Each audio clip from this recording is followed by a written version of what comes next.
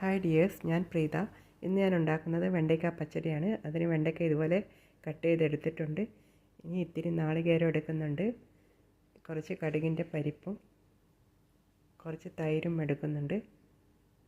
തൈര് നാളികേരം ഇതുപോലെ അരച്ചെടുത്തു. അതിൽ കടുകിൻ്റെ പരിപ്പ് ഇട്ട് ഒന്ന് ക്രഷ് ചെയ്തെടുത്തു. പാൻ അടുപ്പിൽ വെച്ചു.